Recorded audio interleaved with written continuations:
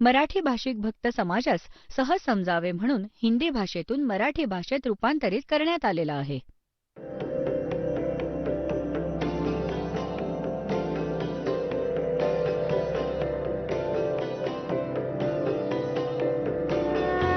और ज्ञान सब ज्ञानडी कबीर ज्ञान सो ज्ञान, और जैसे गोला तोब कायम करता चले मैदान. जगद्गुरु तत्वदर्शी संत रामपालजी महाराजांचे अमृत वचन सर्व पवित्र धर्मांच्या व पवित्र शास्त्रांच्या आधारावर. सतगुरुदेव की जय. बंदी छोड़ कबीर परमेश्वर जी की जय.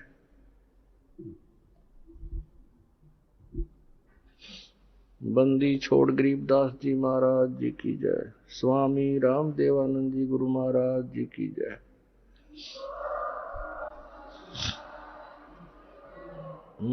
गरीब नमो नमो सतपुरुष को नमस्कार गुरु की नहीं. सुर नर मुनि जन साधुआ संतों सर्वसदी नहीं. सतगुरु साहेब संत सब दंडोतम प्रणाम. आगे पीछे मध हुए तिनको जा कुर्बान. नराकार निर्विषम काल जाल वैवंजनम निर्लेपम निज निर्गुणम अकल अनुबेशुंदनम. सोहम सुरति समाप्तम सकल समाना निर्तल.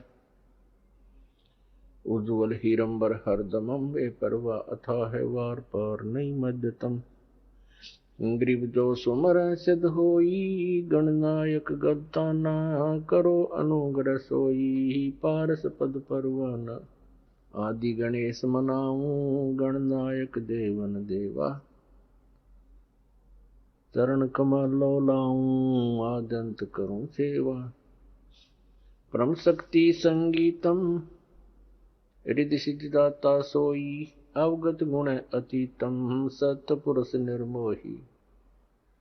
जगदम्बा जगदीशम मंगल रूप मुरारी. तन मन अर्पों शीसम भक्ति मुक्ति भंडारी.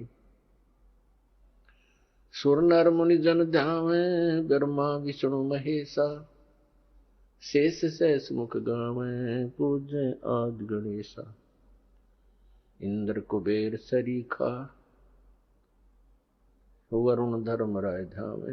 समरथ जीवन जी का मन इच्छा फल पावे. 33 कोटि अदारा जावे 88. उत्तर बहुजल पारा कट है यम की फांसी. 33 कोटि अदारा जावे 88. उत्तर बहुजल पारा कट है यम की फांसी. सत साहिब कर जोरूं विनती करूं. धरूं चरण पर शीश. गुरु जी राम देवानंद जी महाराज ने दियो नाम बख्शीश. कोटि कोटि सिजदा करूं कोटि कोटि प्रणाम. चरण कमल में राखियो मैं बंदी जाम गुलाम. कुत्ता हूँ गुरुदेव का रामपाल दास का नाम. गले प्रेम की जेवड़ी जाखें तो वहाँ जाऊं. तो करो तो बावड़ो दूर दूर करो तो जाऊं. जो राखो तो ही रहूं जो देवो सुख. परमपिता परमात्मा पूर्ण ब्रह्म साऱ्या सृष्टीचे रचनाकार कुळाचे मालक कबीर देव कबीर साहेब अल्लाहू अकबर यांच्या असीम कृपेने तुम्ही पुण्यात्मे सत्संग ऐकायला उपस्थित झालात.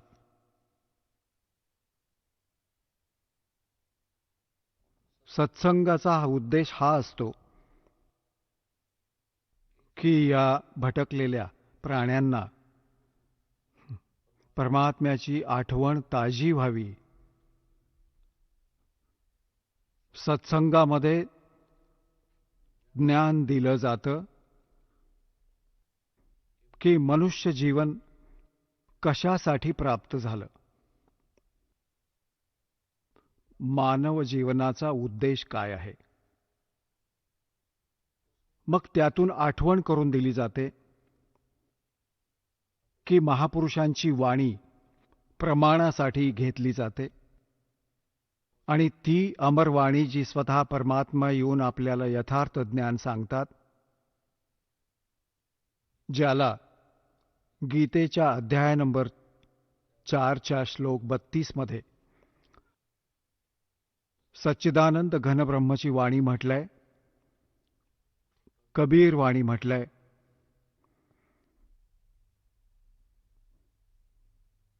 ती अमरवाणी परमात्मा स्वतः सांगतात आपल्या मुखकमलातून. तर ह्या महापुरुषांच्या आणि परमात्म्याच्या त्या अमरवाणीला आधार बनवून सत्संग सांगितला जातो आणि त्यामध्ये सत्संगामध्ये सर्व सद्ग्रंथ सुद्धा आधार बनवले जातात आणि त्यांच्या आधाराने जे ज्ञान सांगितलं जातं तो सत्संग आहे. ह्या व्यतिरिक्त अजून काही वचने ऐकवली जातात, प्रवचने ऐकवली जातात, सत्संग करतात आणि ते आपल्या पवित्र सद्ग्रंथांशी वा त्या महापुरुषांच्या अमरवाणीशी वा परमेश्वर कबीरांच्या अमरवाणीशी जुळत नाहीत, तर तो सत्संग असत नाही. कारण की त्यांच्यामध्ये सत नसते, सतचा अभाव असतो. सगळ्यात आधी सत्संगात ही माहिती दिली जाते, मानुष जन्म पायक नहीं रटे हरि नाम, जैसे कुआ जल बिना बनवाया क्या काम. मानुष जन्म दुर्लभ है, मिले न बारंबार, जैसे तरवर से पत्ता टूट गिरे, वो बहुर न लगता डर. परमात्मा पूर्ण ब्रह्म सत्पुरुष कबीर देवजी कबीर साहेब जे काशी शहरामध्ये एका विणकराची भूमिका घेऊन आणि परमात्म्याचे जे गुण आहेत त्यांचे प्रमाण देऊन आपल्या अमृतवाणीचे उच्चारण करून यथार्थ ज्ञान देऊन ते सशरीर आले होते, सशरीर निघून गेले. ते पूर्ण परमात्मा आहेत आणि परमात्म्याच्या ज्ञानाला परमात्माच सांगू शकतो. जीव तर अंदाज बांधतात. काही श्रद्धाळू म्हणतात की संतांनी कसे आपले अनुभव सांगावेत. ह्या सद्ग्रंथांचा किंवा पोथ्यांचा आसरा घेऊ नये असे विचार असणाऱ्या व्यक्तींचं असंही मत असतं की सर्व जेवढेही ग्रंथ आहेत ते मानवाच्या रचना आहेत, त्यांचा स्वतःचा अनुभव आहे. पुण्यात्म्यांनो, हे सर्व अज्ञानाच्या आधारानेच प्राणी बोलू शकतो आणि हे अज्ञान दूर करायला सत्संगाची आवश्यकता असते. जसे देशाचे संविधान असते, ते पण एक पुस्तक आहे, ते पण एका मानवाने लिहिलंय. तुमची गोष्ट मान्य करून चालू. आणि कोणी अन्य मानव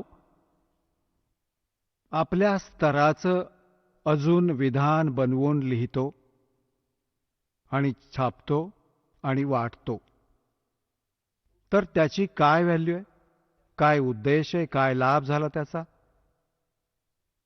ते व्यर्थ आहे. अशाच प्रकारे परमात्म्याच्या विधानाला लिहिणारा भले कोणी मानव असला, जसे श्री वेदव्यासजी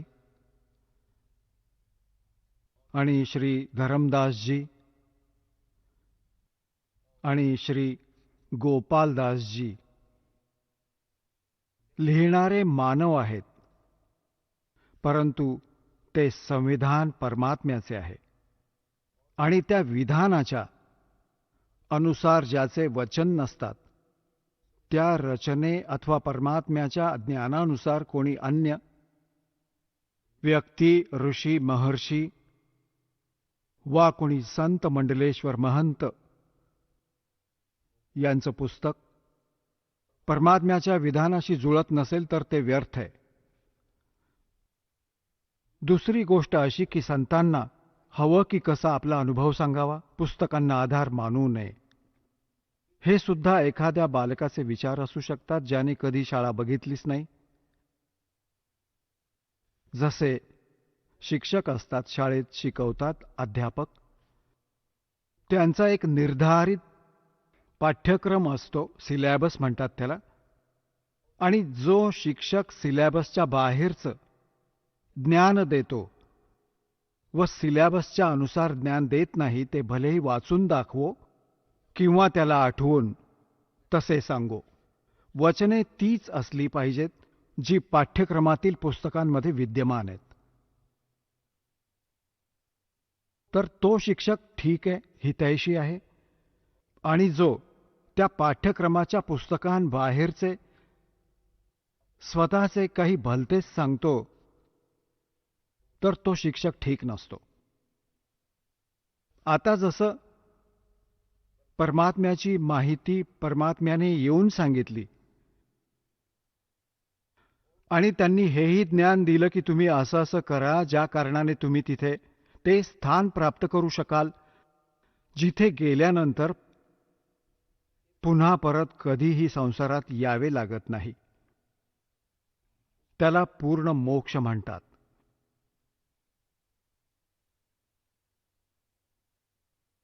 आता कोणी म्हणतात की भगवानाचं दर्शन झालं तर कल्याण होऊन जातं.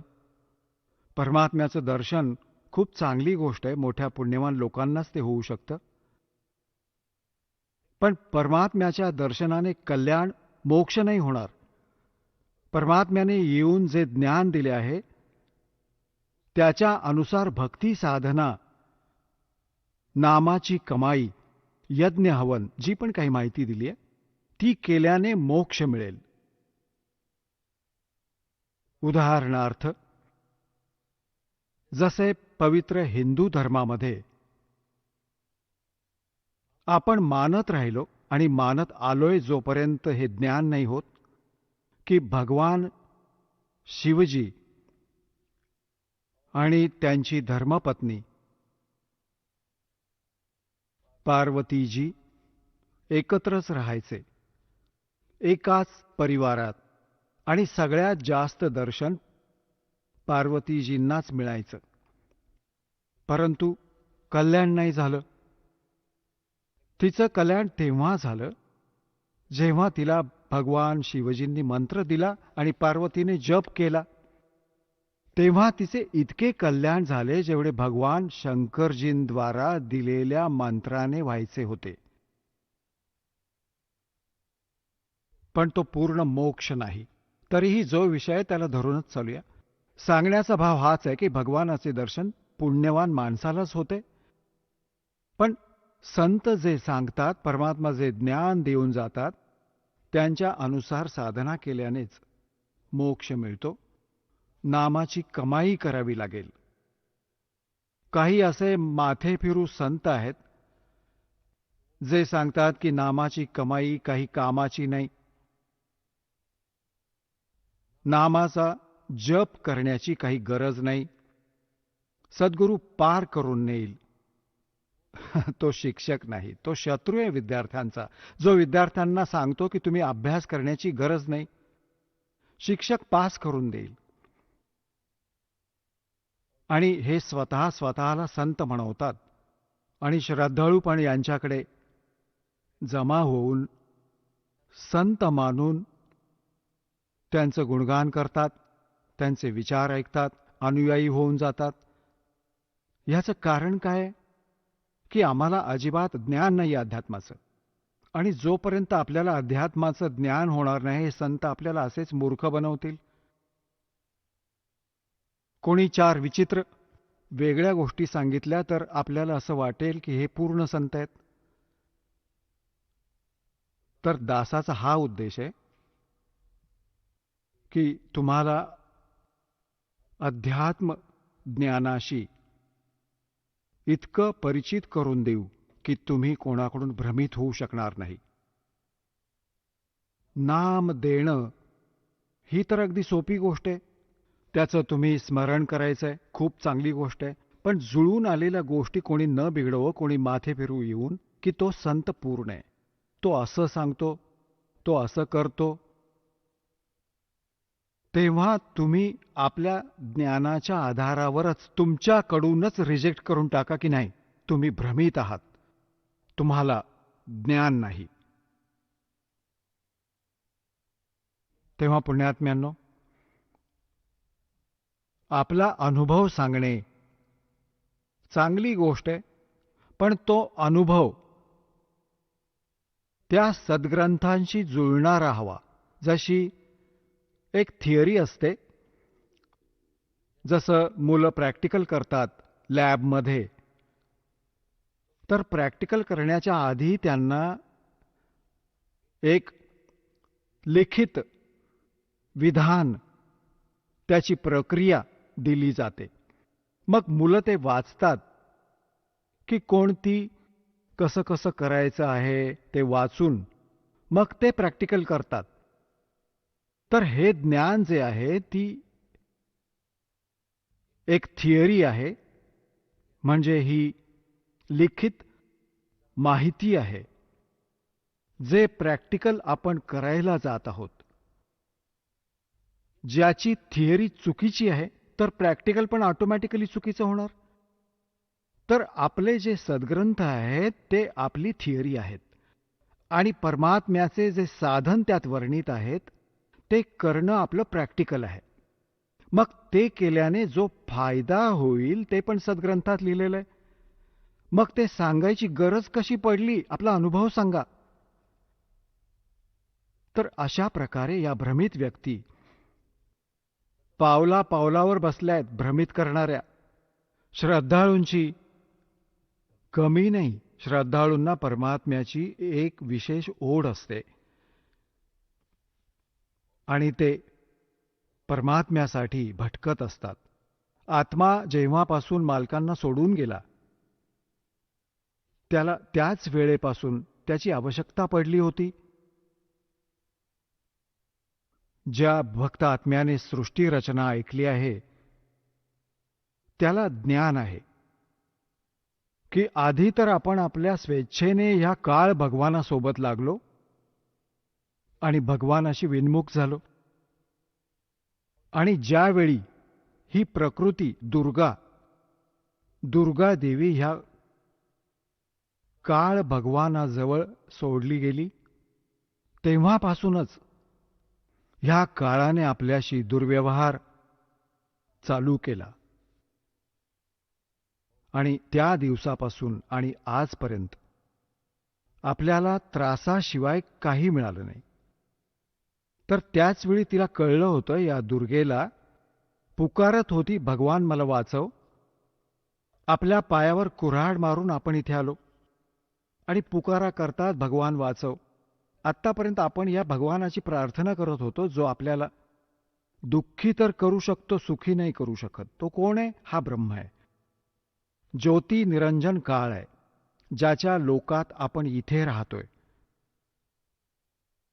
आणि ह्याचे 3 पुत्र आहेत, रजगुण श्री ब्रह्माजी, सत्गुण श्री विष्णूजी आणि तमोगुण श्री शिवजी. आपण यांना पण विनंती करतो, आमचं रक्षण करा. हे स्वतःचं रक्षण नाही करू शकत, कारण की ते सक्षम नाहीयेत, ते समर्थ नाहीयेत. हेही आपल्या कर्माची फळं भोगत असतात आणि त्यांनाही इतकाच अधिकार दिला गेला आहे की जो जशी कर्म करेल त्याला तुम्ही तसंच फळ देऊ शकता. ह्यापेक्षा वेगळं तुम्ही काही करू शकत नाही. हे केवळ आपल्याला आपण केलेली कर्मच देऊ शकतात. आणि हे काळ भगवानाच्या अधीन आहेत, हे विवश आहेत आणि आपलेच हे बंधू भगिनी आहेत. यांची पूर्व पुण्याई अधिक आहे. त्यांना उच्च स्थान प्राप्त झालं या ब्रह्मांडातील. पण हे तुमचे साथीदार आहेत, शत्रू नाहीत. पण ते विवश आहेत. ह्या काळ भगवानाच्या इशाऱ्याशिवाय ते काही करू शकत नाहीत. आणि त्यांना केवळ जसं कर्म प्राणी करतो तसंच फळ देण्याचाच अधिकार आहे. ह्यापेक्षा वेगळं काही नाही. ना हे कोणाला सुखी करू शकत, ना ते कोणाला दुःखी करू शकत. यांच्याशिवाय ज्या इतर देवता आहेत त्यांची तर गोष्टच सोडा. तर सांगायचा अर्थ हा की जेव्हापासून आपण ईश्वराला अंतरलो, संकटे झेलतो आहोत, महाकष्ट उपसतो आहोत आणि असेच तडफडत तडफडत आपण शरीराचा त्याग करतो आणि आपण ईश्वराचा धावा करतच राहतो आणि सुनावणी बिलकुल होत नाही. जे कष्ट यायचे ते येतातच. तर आपण कोणत्याच भगवानाचा धावा करतो जो सुख देऊच शकत नाही. आणि जो भगवान आपल्याला सुख देऊ शकतो, आपल्या प्रारब्धामध्ये म्हणजे नशिबामध्ये लिहिलेल्या पापांचा नाश करू शकतो. कारण पापांचा नाश झाला तरच सुखी होऊ शकतो जीव. तर त्याची आम्हाला माहिती नाही, त्याचं ज्ञान नाही. कारण ह्या काळाने आपले अनेक एजंट तयार करून ठेवलेत, ज्यांना संत म्हणतात, महंत म्हणतात. मंडलेश्वर आचार्य आणि शंकराचार्य म्हटलं जातं.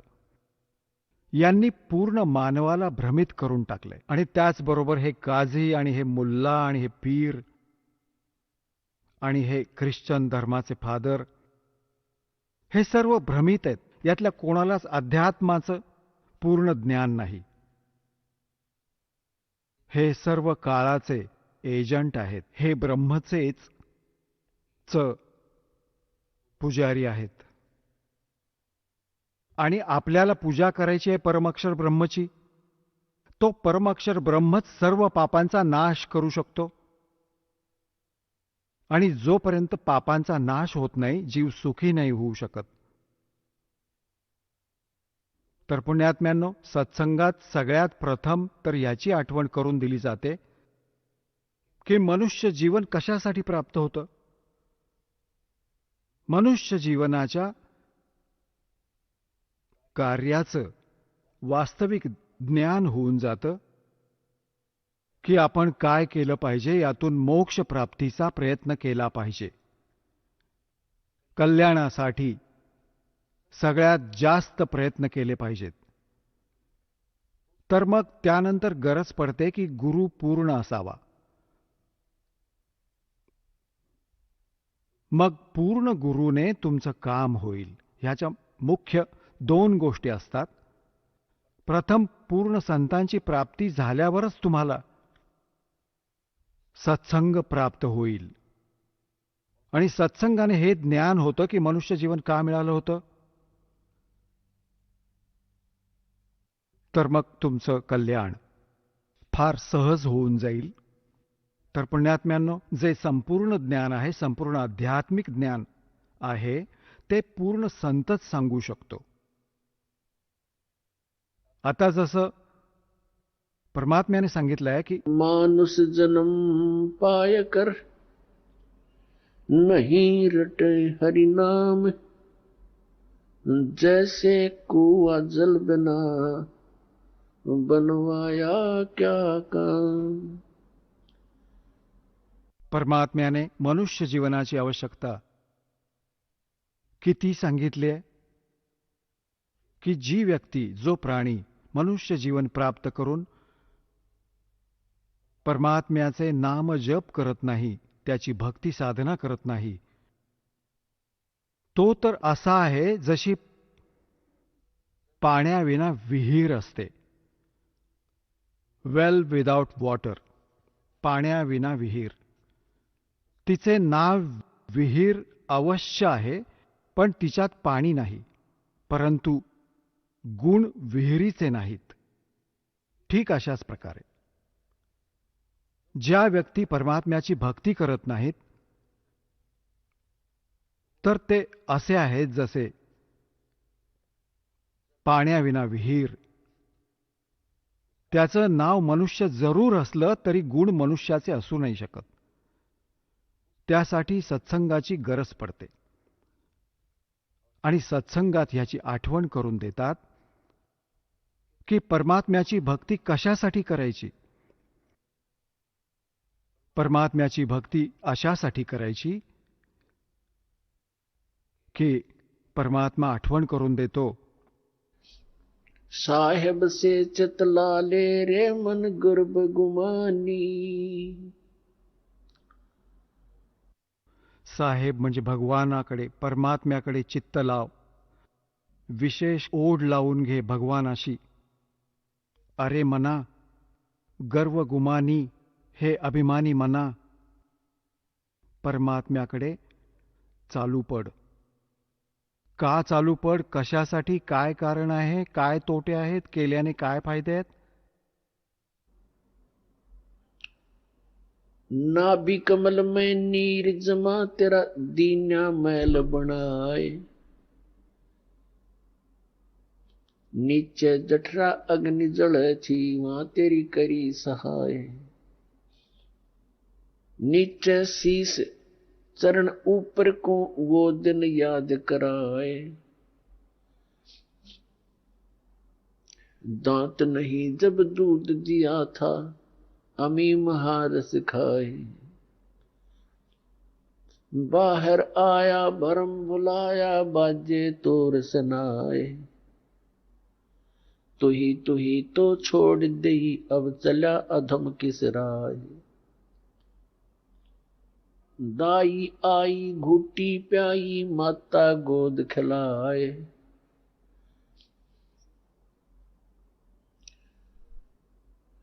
तू ही तो छोड़ दिया इब चला अधम किस राय. आता काय सांगतायत परमात्मा की जेव्हा तू आईच्या गर्भात होतास, एक विशेष संकट झेलत होतास. खाली डोकं होतं, वर पाय होते तुझे.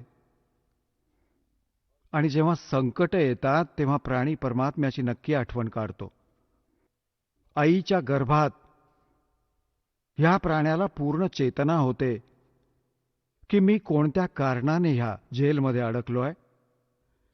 त्यावेळी तो परमात्म्याकडे प्रार्थना करतो की हे भगवान, एकदा माझ्या संकटाचं निवारण करून दे, मला बाहेर काढ. मग आजीवन तुझी भक्ती करेन. 2 वेळच्या जेवणासाठी धंदाही करीन, पण भगवान तुला नाही विसरणार. त्यावेळी त्याला आपल्या पूर्वीच्या जन्मजन्मांतरीच्या फिल्म्स बघायला मिळतात आपल्याच अंतःकरणात. कारण आपल्या अंतःकरणामध्ये परमात्म्याने एक अशी व्यवस्था करून ठेवली आहे की जे पण क्रिया, काम, कर्म आपण करतो आणि जे पण चांगले वाईट विचार आपण आपल्या हृदयात आणतो, ते सर्व रेकॉर्ड होऊन जातात. जोपर्यंत जीव मोक्ष प्राप्त करत नाही तोपर्यंत त्याच्या अंतःकरणात त्याची सर्व कर्मे आत फीड असतात. आणि जेव्हा हा जीव संसार सोडून जातो, धर्मराजाकडे जाताच त्याची ती केलेल्या कर्मांची फिल्म सुरू होऊन जाते. तिथे त्याला हे सांगायची गरज पडत नाही की हे तू चुकीचं वागलास, अमान्य कर. तिथे अमान्य करायला वाव नसतो की मी असं नाही केलं. तर त्या फिल्मला बघत तो प्राणी आपल्या आधीचे मनुष्य जन्म व्यर्थ गेल्याचं त्याला खूप आठवतं व तो खूप रडतो. मी किती वाईट होतो. मला संतांनी सावध पण केलं. भक्ती करायला सुरुवातही केली, सोडून दिलं, मग आपल्याच मस्तीत राहिलो. परमात्म्याची भक्ती न केल्याने आजपर्यंत मी भटकत आहे. तर त्यावेळेस परमात्मा आठवण करून देतात की जेव्हा तू आईच्या पोटात होतास, जेव्हा म्हणायचास की हे भगवान तूच सर्व काही आहेस, आणि आता एकदा तू मला या आईच्या कैदेतून, पोटाच्या कैदेतून बाहेर काढ, तुला कधीच नाही विसरणार. मग त्यावेळेस परमात्मा म्हणतात की बाहर आया और भरम बुलाया, अब चला अधम किसरा. अरे नालायक, आता कोणता रस्ता, कोणती वाट स्वीकारलीस तू? काय सांगतायत? कि 12 वर्ष खेलते बीते लीना ब्या करवा. पूर्वी लहान वयात लग्न व्हायचं त्यावेळची वाणी आहे ही. 12 वर्ष खेलते बीते लीना ब्या करवा, और तरुणी नारी से बना गरबारी, अब चालला मूल गवा. परमात्मा असं नाही म्हणत की लग्न लावू नका. सांगण्याचा मतितार्थ हा की ह्यातच व्यग्र नका राहू. ह्या मनुष्य जीवनाच्या ह्या मुख्य कार्यांचीही त्याला अजून एक जोड द्या, आणि त्याशिवाय ही सारी कामं व्यर्थ आहेत. आणि त्याच्या बरोबर झाली तर सर्व सफलता. जेव्हा व्यक्ती महादुःखी होते, आपल्या पातळीवर सर्व प्रयत्न करते, मग तो राजा का असेना, तर त्याला भगवानाची आवश्यकता जाणवू लागते. राजे लोक पण परमात्म्यासाठी साधू संतांकडे जातात, आशीर्वाद प्राप्त करतात. तर परमात्मा आपल्याला आठवण करून देतात की तू भिकारी का बनतोस? ते साधू काय करतात? ते सुद्धा तर भगवानाची भक्ती करतात. तू पण कर. तू स्वतः धनी बन त्या भक्तीचा. याचक का बनतोस तू? तर ते काही आपल्याला समजत नाही, कारण आम्हाला अत्यंत मिसगाईड करून ठेवलंय. आम्ही हाच विचार करतो की भक्ती तर ते लोक करतात जे गुहेत राहतात. भक्ती तर तेच करू शकतात जे बिलकुल घरातून घराचा त्याग करून जंगलात जाऊन बसलेत, फ्री आहेत. ते फ्री नाहीत, ते तर तुमच्यापेक्षाही दुःखी आहेत. तर परमात्मा आपल्याला आठवण करून देतात की तरुणी नारी से गरबारी, और चालला मूल गवा. मूळचा अर्थ आहे जो आपल्या मनुष्य जीवनाची श्वासरूपी पुंजी, जे मूळ धन तुला प्राप्त झालं होतं. ह्या मनुष्य जीवनात जितके श्वास आहेत, हे तुमचं धन आहे, हे मूळ धन आहे. आणि ह्या मूळ धनापासून आपण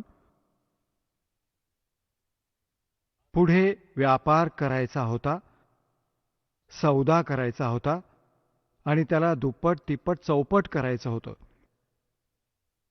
परमात्मा म्हणतात की 3 लोक और भवन चतुर्दश सब जग सौदे आही, और दुगने तिगणे और किए चौगणे, और किन्हु मूल गवाही. 3 लोक आणि भवन चतुर्दश हे सर्व आपल्या सौद्यासाठी आले आहेत. जसं कोणी व्यक्ती विदेशात निघून गेली किंवा दुसऱ्या शहरात निघून गेली, 2, 4, 10 लाख रुपये घेऊन व्यापार करण्याच्या उद्देशाने, की त्या 10चे 20 करीन, आपल्या नेकी नीतीने कमवीन, आणि त्या पैशाने जाऊन हॉटेलात मौज मस्ती करत असेल, व्यापार करत नसेल, बिझनेस करत नसेल, तर ते मूळ धन खर्च करतोय, त्याला वाया घालवतोय, आणि एके दिवशी कंगाल होऊन स्वदेशी परत येईल आणि कुठेतरी मजुरी करेल. आणि दुसरी व्यक्ती त्या 10 लाख रुपयांनी माल खरेदी करते, विकते, दुप्पट तिप्पट करत असेल, तर त्याने त्याचा यथार्थ लाभ प्राप्त करून घेतलाय. ठीक अशाच प्रकारे ज्याला मनुष्य जीवन प्राप्त झालंय, ही पुंजी खर्च करतायत. कोणी मंत्री झाला, कोणी पंतप्रधान झाला, कोणी जज झाला, कोणी IAS IPS बनला, कोणी फॅक्टरीचा मालक बनला. हे पूर्वीचं धन आहे तुमचं. काही मनुष्य जीवन तुम्हाला मिळालंय, ते तुम्ही पुण्यवान प्राणी असल्यामुळे धनवान आहात भगवानाच्या धनाने. ज्याला मनुष्य जीवन प्राप्त आहे त्याच्याकडे मूळ धन पूर्णतः आहे. बाकी उच्च पद मिळणं, राजा बनणं हे त्या भक्ती धनाचा एक एक्स्ट्रा भाग आहे. हे केवळ दान पुण्याचं फळ आहे ह्याचं. आणि मूळ पुंजी ती भक्तीची, ती सगळ्यांची मनुष्य जीवन प्राप्त प्राण्यांची एकसारखीच असते ज्यांना मनुष्य जीवन मिळालं. मग तो रिक्षा चालक असो वा मजूर असो किंवा शेठ असो वा मंत्री किंवा पंतप्रधान, कोणीही असो. भक्ती धन तुमचं जे आहे, नामाच्या कमाईचं धन, तर ते सगळ्यांचं सारखं आहे. राहता राहिली पुण्य, तर त्या पुण्यानेच उच्चपद प्राप्त होते. तर सांगण्याचा भाव आहे दासाचा की जो ह्या मनुष्य जीवनाच्या या मूळ धनाने परत आपली कमाई सुरू करतो, परमसंतांना शरण जाऊन उपदेश प्राप्त करून मग आपल्या त्या दैनिक कार्याच्या बरोबरच ही पण एक मजुरी करतो, तर तो दुप्पट तिप्पट आणि चौपट करतो आहे आपल्या मूळ धनाला. आता परमात्म्याने येऊन हे ज्ञान दिलंय आणि यथार्थ ज्ञान तर भगवानच देऊ शकतात. जीव तर अंदाज बांधतात. तुम्ही पहा, पवित्र चारही वेद आणि श्रीमद भगवद्गीतेत जे ज्ञान आहे ते गॉड गिव्हन आहे. आणि परमेश्वर कबीरजींची वाणी ती गॉड गिव्हन आहे, स्वतः परमेश्वराने येऊन सांगितली आहे. आणि त्या महापुरुषांची वाणी जे परमात्म्याशी परिचित झाले, ज्यांना भगवान सरळ येऊन भेटले, स्वतःशी परिचित करून परत सोडलं, त्यांची वाणी पण गॉड गिव्हन आहे. कारण त्यांचा अनुभव डोळ्यांनी पाहिलेला आहे, परमात्म्याच्या त्या वाणीशी मिळता जुळता असतो. तर अशा प्रकारे जी 18 पुराणे आहेत त्यांना पहा, ते जीवाचे विचार आहेत. ब्रह्मा विष्णू महेश आणि इतर ऋषी महर्षींचं स्वतःचं ज्ञान अनुभव आहे. ते वेदांशी फार कमी जुळतं. तर अशा प्रकारे आपण इतरांच्या अनुभवाला आपल्या भक्ती मार्गाच्या सहयोगात नाही घ्यायचंय, आधार नाही मानायचंय. हे ज्ञान ऐकण्यासाठी, ज्ञान समजण्यासाठी 18 पुराणं आपल्याला विशेष मदत करतात. पण भक्तीच्या विधीसाठी त्यांची मदत आपण बिलकुल घ्यायची नाहीये. आणि त्यात ज्या भक्तिक्रिया सांगून ठेवल्या त्या वेदांशी जुळत नसतील तर घ्यायच्या नाहीत. त्यांचं आपण पालन करायचं नाही, तरच आपण सफल होऊ. तर काय सांगितले की जोपर्यंत हे मनुष्य जीवन तुमच्याकडे आहे तर तुम्ही त्याचा फायदा घेऊ शकता. काय सांगितलंय की लोहे जैसा ताव जात है ये काया देश राही, और 3 लोक और भवन चतुर्दश सब जग सौदे आही. जसं कारागीर लोखंडाला गरम करतो, त्याला इतकं गरम करतो खूप जास्त, आणि मग त्याला काढून लगेच त्याच्यावर घाव घालतो. गरम गरम लोखंडावर घाव घालून तो जी वस्तू बनवायची ती बनवू शकतो.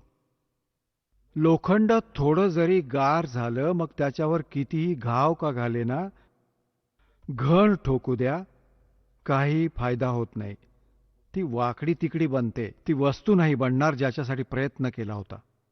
तर हे मनुष्य जीवन ज्याचं शांत होऊन जाईल, जोपर्यंत मनुष्य जीवन आहे हे लोखंड गरम आहे, ह्याच्यावर राम नामाचे घाव घालून तुम्हाला जे बनवायचे ते बनवू शकता. जेव्हा हे थंड होऊन जाईल, मृत्यू होऊन जाईल, मग काही होऊ शकणार नाही. नंतर श्राद्ध घालत राहा, तर थंड झाल्यावर घाव मारणं झालं. मग त्याचं 13वं घालत राहा, 13वं 17वं, हे तर लोखंड थंड झाल्यावर व्यर्थ प्रयत्न करणं झालं. तर इथे काय सांगितलंय, 3 लोक और भवन चतुर्दश सब जग सौदे आही, दुगणे तिगणे किए चौगणे किन्हु मूल गवाही. कोणी तर दुप्पट तिप्पट चौपट करून घेतलं मनुष्य जीवनात सद्भक्ती करून, तर कोणी मूळ धनाचा नाश केला, हरवून टाकलं. म्हणजे मनुष्य जीवन इथेच असं तसं करून इतर क्रियांमध्ये व्यर्थ करून टाकलं. त्यांनी मूळ धनाचा नाश करून टाकला. आता भक्ती न करण्याने काय हानी होईल? नर से ती तू पशुआ की जय, गद्दा बैल बनाई, ये 56 भोग कहाँ मन मूर्खे, कित कुरडी चरणे जाई. ओय होय.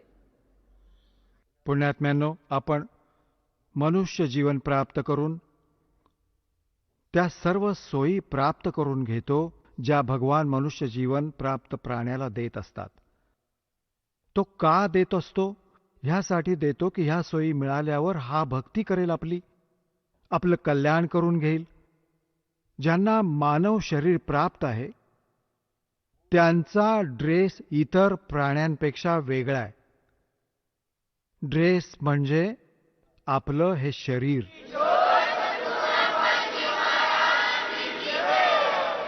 चला आता आपण त्या श्रद्धाळूंचे अनुभव जाणून घेऊयात ज्यांनी जगद्गुरू तत्वदर्शी संत रामपालजी महाराजांकडून दीक्षा प्राप्त केलेली आहे, तसेच त्यांच्याद्वारा सांगितलेल्या भक्ती मार्गावर चालत आहेत.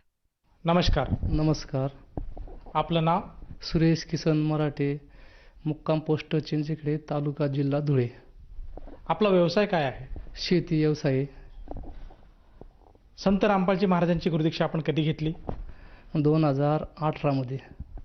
संत रामपालजी महाराजांची गुरुदीक्षा घेण्या अगोदर आपण व आपला परिवार कोणती भक्ती साधना करत होतात? मैं आणि बचपनपासून ते राम मंदिर, विठ्ठल रुक्माईचे मंदिर, भजन, पर्वत फेरी हे कामं करत होतो. त्याच्यानंतर मग ठाकूरसिंग महाराजचे कोणी म्हणजे गुरु करायशिवाय मोक्ष भेटत नाही, त्याच्यामुळे मग ते ठाकूरसिंग महाराजचे दीक्षा घेतली, ते मंत्र घेतले. कमीत कमी त्याला 25 वर्ष झाले. तर 25 वर्षे मी ठाकूरसिंग महाराजचा भक्त राहिलो. ते नाम खूप घेतलं. रात्र दिवस जेव्हा टाईम सापडला तेव्हा माझं नाम चालूच होतं. पण त्याच्यामुळे मला काही सुख शांती मिळाली नाही. तर जे दुःख भेटत होतं ते दुःख येतच होतं, ते दुःख मला टळतच नव्हतं. तर त्याच्यामुळे माझे खूप मन नाराजी. तर बाईला सांगत होतो मी, तर बाबा एवढी देवांची पूजा करतो, इकडं ठाकूरसिंग महाराज दरवर्षे आपण जातो, पण आपला फायदा काहीच होत नाही. तर असे कमीत कमी 25 वर्षच गेले. सर, जसं तुम्ही सांगत आहात की आपण पूर्वीपासूनच भक्ती मार्गात होतात. महाराष्ट्रामध्ये जी प्रचलित भक्ती साधना आहे ती तर आपण करतच होतात. त्याचप्रमाणे आपण ठाकरसिंग महाराज यांच्याकडनं सुद्धा अनुग्रह घेतला होता. तर मला असं विचारायचं आहे की आपण पूर्वीपासून भक्ती मार्गात होतात आणि भक्तीच्या सान्निध्यात आपण होतातच. तर संत रामपालजी महाराजांच्या ज्ञानाबद्दल आपल्याला माहिती कशी कळाली आणि आपण त्यांच्या ज्ञानात कसे आलात? एक दिवशी मी असं फिरत फिरत गेलो. आमच्या गावात एक भक्त होता. तर त्या भक्ताने मला विचारलं, अरे सुरेश भाऊ, म्हणे तू कोणत्या देवाची भक्ती करतो? मी सांगितलं, म्हणतो भजन करतो, पर्वत फेरी करतो, ठाकूरसिंग महाराजला गुरु केला आहे. तर म्हणे मग तुला काही फायदा झाला का? तर फायदा बिदा तर काही झाला नाही, पण सांगता बघ गुरु केल्याशिवाय हाय भेटत नाही, त्याच्यामुळे मग ठाकूरसिंग महाराजचा गुरु केला आहे. मला त्या भगतजीने सांगितलं, तर भाऊ तू सर्व खरं आहे, तुझे काही भविष्य उजळणार नाही आणि तुला काही लाभ भेटणार नाही. मग मी सांगितलं, म्हणतं मग लाभ कुठं मिळेल, मला हा रस्ता दाखवा. मग त्यांनी सांगितलं, संत रामपालजी महाराज, तू यांच्या जर कधी सेवेत येशील तर तुला भरपूर लाभ मिळेल आणि तुला हे जे मोठे मोठे दुःख येते हे दुःख भेटणार नाही. तर ते म्हटलं, मग माझा थोडा विश्वास बसला नाही. मी घरी आलो. मी आणखी भागवद्गीता वाचली. तर भागवद्गीतामध्ये मला थोडा सार सापडला. तर अर्जुन विचारतो कृष्णाला, तर बा असं आहे. तर अर्जुनने खोदगुलगुल विचारला, तर परमेश्वरा, तू कृष्ण भगवान आहे आणि तू मला चांगला सत्मार्ग दाखव. तर शेवटच्या टायमाला कृष्ण भगवाननी तो जो सत्य मार्ग ते दाखवला. तर मला त्याच्यात थोडंसं समजलं, अरे म्हणता हे सत्यच मार्ग आहे. तर मला ते समजलं. मी आंजड्याचे जे भगतजी होते त्या भगतजीकडे गेलो. भगतजी म्हटलं, मला आता सर्व कळलं, मी खूप पोथी पुराण सर्व काशीखंड सर्व वाचले, पण आजपर्यंत हा जो मार्ग होता हा मार्ग मला कोणीही दाखवला नाही. तर मला हा मार्ग खूप चांगला दिसतो. गुरु करायचा तुम्ही माझ्याबरोबर चला. कुठं गुरु करता? तर हे मग मला भगतजींनी सांगितलं. म्हणजे भाऊ पक्का विचार कर. तर म्हणता हा म्हणतो भाऊ माझा पक्का विचार आहे. कारण की मला थोडंसं सर्वच समजतं म्हटलं, थोडं वाचन करतो. बचपनपासून देवदानवांचं खूप मला वेड आहे. तर तिथं काही लाभ घ्यासारखा दिसत नाही. तर अर्जुनाने जो काही एक प्रश्न विचारला आहे, तर सत्य मार्ग कोणता आहे बुवा? तर त्या परमात्माने सांगितला. तर बुवा असं असं आहे. तर तिथं मला सापडलं. तर तुम्हाला तो सत्मार्ग तुमच्याकडूनच मिळणार आहे. तर त्याच्यामुळे मी त्यांना विचारलं. तर त्यांना सांगितलं, तर मला गुरु करायचं आहे संत रामपालजी महाराज. कुठं गुरु करायचं? त्यांनी सांगितलं मला. तर ते म्हणे बाबा धुळ्याला आहे. मग त्यांच्याबरोबर मी धुळ्याला आलो. मी तिथं धुळ्याला आलो. धुळ्याला आलो आणि तिथं नामदीक्षा घेतली. सर, जसं तुम्ही सांगत आहात की संत रामपालजी महाराजांचे जे अनुयायी आहे त्यांच्याशी आपली ज्ञानचर्चा झाली आणि त्यातनं आपल्याला असा बोध झाला की आपण सुद्धा संत रामपालजी महाराजांची ज्ञानदीक्षा घ्यायला हवी. तर त्या अनुषंगाने आपण धुळ्या येथे जाऊन संत रामपालजी महाराजांची ज्ञानदीक्षा घेतली. तर मला असं विचारायचं आहे, जेव्हा आपण संत रामपालजी महाराजांची ज्ञानदीक्षा घेतली त्यानंतर आपल्याला व आपल्या परिवाराला काय काय लाभ प्राप्त झाले? ते माझ्या परिवाराला एवढं प्राप्त झालं. तर माझे नामदीक्षा घेऊन आलो मी. बरेच महिना 2 महिने झाले. तर मला ते थोडंसं खूप फायदा झाला. फायदा असा झाला तर बुवा माझा शेतीमध्ये त्याच्यामध्ये. तर एके दिवशी असं झालं, ते आम्ही एक दिवशी घरात होतो. घरात असताना मी आरती लावली. आरती करता करता माझे मुले माझे कटाळ करायला लागलेत. तर माझा मुलगा बोलायला लागला. तर पप्पा म्हणे तू काय कोणते बी देवाला आंघोळतो, असं करतो तसं करतो, काही नाही आणि सर्व. अरे म्हणतं संत रामपालजी महाराज सत्यपुरुष आहे म्हटलं. त्यांच्याजवळ जर कधी काही मागितलं तर ते नक्की देणार आहेत म्हणतं आणि ते तेवढं काम करता म्हटलं. तर माझ्यानं असं बोललं गेलं.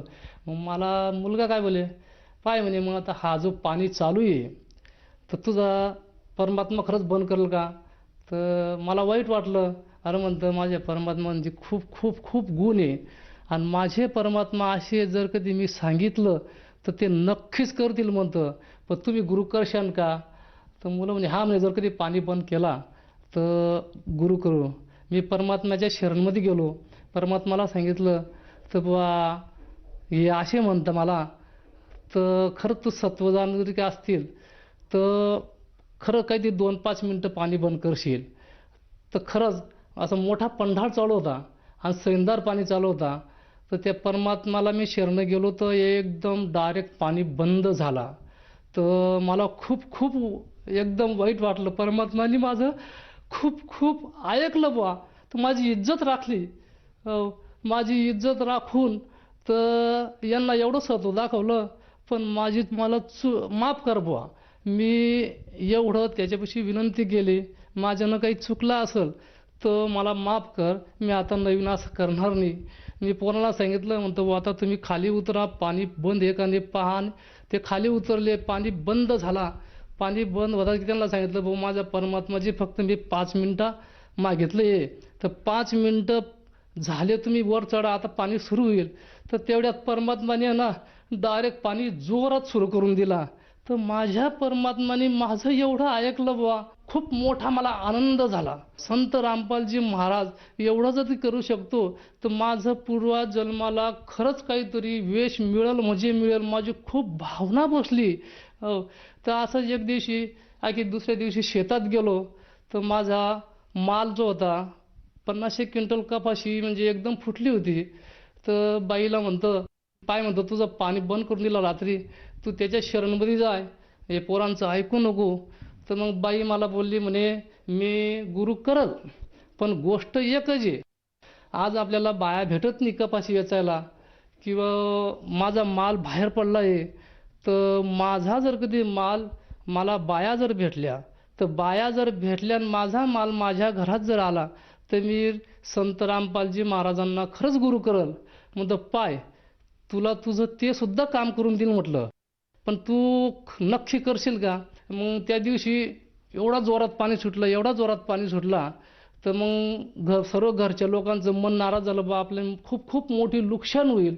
तर माझ्यानं राहायला नेहमी परमात्मापाशी एवढं बोललो, विनंती केली, तर परमात्मा म्हणतं माझ्या घरचे लोक नाराज होत आहे आणि हे असे म्हणता, तर परमेश्वर एवढ्या क्षेत्रामध्ये काहीतरी पाणी पाडू नको बा, पाड पण थोडा पाड, माझी नुकसान तू करू नको. तर परमात्माने खरंच माझं ऐकलं. तर माझ्या शेतापासून 100 फूट एकदम जोरात पाणी चालत होता. आणि माझे दोघी मुलं, माझी पत्नी, डायरेक्ट मी शेतात घर बांधले, त्या शेतात घरात घुसले. मला सांगे नाही म्हणे सैंदार पाणी चालू आहे, तुम्ही डायरेक्ट घरात घुसा. म्हणतं माझ्या परमात्म्यावर माझा एवढा विश्वास आहे, तर माझ्या शेतात तो सैंदार पाणी पाडू शकत नाही. मी माझ्या शेतात जिथं माझा माल याचायचा होता तिथं मी उभा राहिलो, तर परमात्माने फक्त नुसतं मामूली अंगाचा कपडा वल्ला केला. मला तिथं एवढं वाईट वाटलं, तर परमात्मा तू एवढं सत्व ज्ञान आहे, तर मी चुकलो आहे, मी तुझ्यापाशी एवढं जर कधी मागितलं तू एवढं दिलं, तर मला खूप वाईट वाटतं. पण माझ्या घरच्या लोकांचा विश्वास बसत नाही, पण यांना काहीतरी तू चांगल्या मार्गाला मी लावा, तर माझी ही इच्छा होती. तर त्या परमात्माने ते सुद्धा केलं. मला तो पाणी जिकडे तिकडे उघडून गेला. त्या पोरांना म्हणतं, बाईंना म्हणतं, पत्नीला काय सांगितलं, पाय म्हणतं आता तुझी दुसरी इच्छा बी पुरी केली, पण तू भाषा काय केली आहे माझ्या घरात. म्हणतं तू 2 दिवस थांब, 2 दिवसात तुझा माल बी भेटल, मजूर भेटत नव्हतं तर मजूर बी भेटल. मग त्या दिवशी संध्याकाळी मी आरती लावली आणि विनंती केली, परमात्मा माझ्याकडं दरवर्षाला 7-8 मजूर येत होते शेंद्यातून, ते परमात्मा तू बुद्धी दे. तर दुसऱ्या दिवशी त्यांचा डायरेक्ट फोन आला, तर म्हणे भाऊ सुरेश काका म्हणे आम्ही तुमच्या शेतात येतोय. म्हणतो भाऊ लवकर या. तर दुसऱ्या दिवशी गाडी घेऊन माझ्या शेतात 12 मजूर आलेत. तर ते 12 मजूर सर्व कपाशी येचून माझ्या घरात भरली गेली. माझ्या पत्नीजवळ मी रडलो. तर पाय म्हटलं तुझा विश्वास बसत नाही. माझ्या पोरांजवळ रडलो, तर तुझा विश्वास बसत नाही. तुझा माल कोरडा ना कोरडा आपल्या घरात आला, तर आखो तुला काय पाहिजे, कोणता परमात्मा पाहिजे. ते माझे ते कमराचे बॉल बिल गेले होते. संत रामपालजी महाराज यांनी ते जे बॉल गेले होते, तर ते तिथं कमीत कमी 2.5 ते 3 लाख रुपये खर्च लागणारा होता. तर 3 दवाखाने फिरलो. ते दवाखान्यावाले डायरेक्ट सांगत होते, तर भाऊ 2.5 ते 3 लाख रुपये लागतील. तिथं खर्च जास्त लागत होता. तर बंबईला मग आमचे नातेवाईक होते, तर ते नातेवाईकने सांगितलं तिथं तुम्ही बंबईला येऊन टाका, बंबईला जायचं आमचं ठरलं होतं. तर ते मी विचार केला, तर बा आपण संत रामपालजी महाराजांचे चेले आहे, इतका पैसा माझ्याजवळ नाही आहे. तर तरी मी खुशाल 3 दिवस बसून राहिलो. 4थ्या दिवस मला हालचाल करता येत नव्हतं, पण 4थ्या दिवस मी उठलो, मला थोडंसं चांगलं लागायला लागलं. तर मी मजूरकडे गेलो, तर पत्नीला सांगितलं मला थोडंसं चांगलं लागतं आता, परमात्मा करून माझ्यावर परमात्माची खूप दया आहे. तर परमात्माने मला 2 दिवसात एवढं क्लिअर केलं, तुम्ही जसा काम करतो तसं काम करायला लागून दिलं. तर मी पत्नीला सांगितलं, पाय म्हणतं हे आपले कमीत कमी 2.5 ते 3 लाख रुपये ही बसले, तुझा माल सर्व घरात बी आला. आणखी कोणतं तुला सत्व पाहिजे बुवा. दुसरी गोष्ट, तर आपण जी सेवा करतो मी, तर तुझ्या घरात 2 वर्षापासून कोणतंही दुःख दिसत नाही, तर हे माझ्या परमात्माची लीला आहे म्हणतं. आणि जर कधी तू करशील आणखी तर खूप मोठी लीला होईल म्हटलं. तर मग पत्नी म्हणे तुम्ही आता काही बी करा, माझं खरंच बोलावून गेलं म्हणे. तर मी वचनात फसलो, तर मला आता गुरु करायचं आहे. तर माझी पत्नी डायरेक्ट सांगत होती, तर आता तुम्ही कुठं नाम घेता तर तिथं चाला बुवा. मग भगतजी होते, त्यांना फोन लावला, भगतजींना सांगितलं, तर बुवा तुम्ही काही करा, माझी पत्नी नाम घ्यायचं म्हटली तर तुम्ही घेऊन चला बुवा. मग ते भगतजी आले, आम्ही 3 लोक धुळ्याला आलो आणि पत्नीने बी नाम घेतलं. तर तर पत्नीचं बी जे दुःख होतं, जे काहीतरी अटक याचा संभव होता, ते चक्कर येत होते, तर जेव्हा नाम घेतलं तर ते चक्कर सुद्धा बंद केले हो. ते पत्नीला बोललो मी, म्हणतं पाय, म्हणतं तुझे जे चक्कर येणारे होते, गावातल्या डॉक्टरांनी काय सांगितलं, तर अटकचा झटका तुला केव्हा बी येऊ शकतो, तू धुळ्याला जा, धुळ्यातून तू चांगल्या दवाखान्यात तपासून घे. तर मी तसं धुळ्याला आलो, तर तपासलं, तर डॉक्टरांनी सांगितलं म्हणजे काही घाबरायचं काम नाही, काही रक्त लघवी सर्व तपासली, सर्व क्लिअर निघलं. मग दवाखान्यातच बोललो, पाय, म्हणतं तू संत रामपालजी महाराज जे हे खूप खूप मोठे परमात्मा आहे, आणि जे आपल्याला नाम दिलंय, जे नाम जर कधी तू म्हटलं तर तुझ्या नखात दुःख राहणार नाही, हे माझं सांगणं आहे म्हटलं तुला, आणि हे सत्य आहे म्हटलं, हे काहीच चुकीचं होणार नाही म्हटलं. तर त्याच्यानंतर ते भगतजीला घेऊन पत्नीने बी नाम घेऊन घेतलं.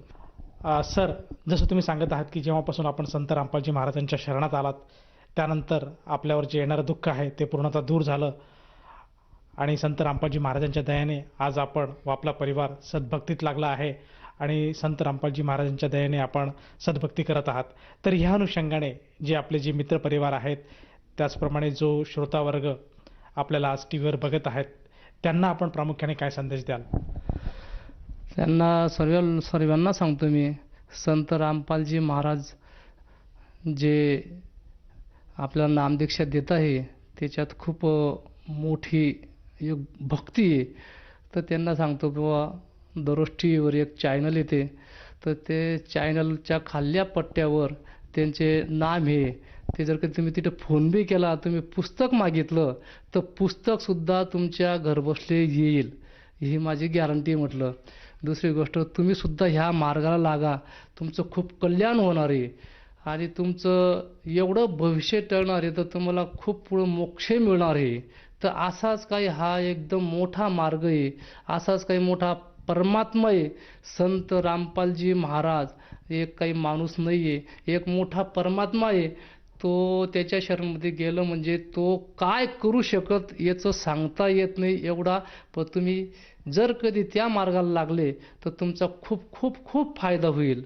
सर, जसं तुम्ही सांगत आहात की संत रामपालजी महाराजांच्या दयेने आपल्यावर जे दुःखाचे संकट होतं ते पूर्णपणे दूर झालं, आणि आपल्याला सद्मार्ग मिळाला, सद्भक्ती मिळाली. तर ह्या अनुषंगाने जर एखाद्या साधकाला जाणवलं की आपण सुद्धा संत रामपालजी महाराजांची भक्ती स्वीकारायला हवी, आणि त्या व्यक्तीला जर ती नामदीक्षा घ्यावायची असेल, तर ती व्यक्ती नामदीक्षा कशी घेऊ शकेल? तुम्हाला नाम घ्यायचं जर असेल तर टी व्ही चॅनलवर खाली एक पट्टी येते, त्या पट्टीवर खाली नंबर दिले, फोन नंबर. तर तुम्ही जर कधी फोन लावला तर त्या फोनावर तुम्हाला नामदीक्षा जरूर मिळेल, तुम्हाला नाम नक्कीच मिळेल. जे जवळचं केंद्र आहे ते जवळ केंद्रावर तुम्ही जाऊ शकणार.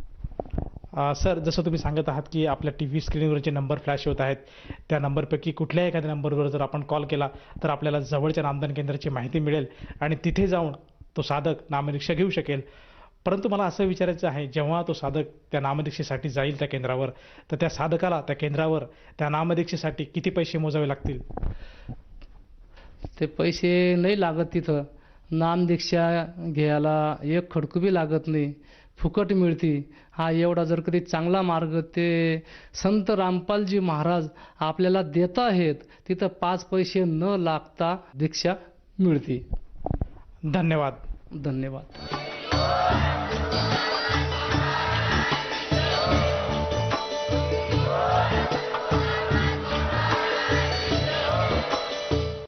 आपण ऐकत होता जगद्गुरु तत्वदर्शी संत रामपालजी महाराजांचे मंगल प्रवचन.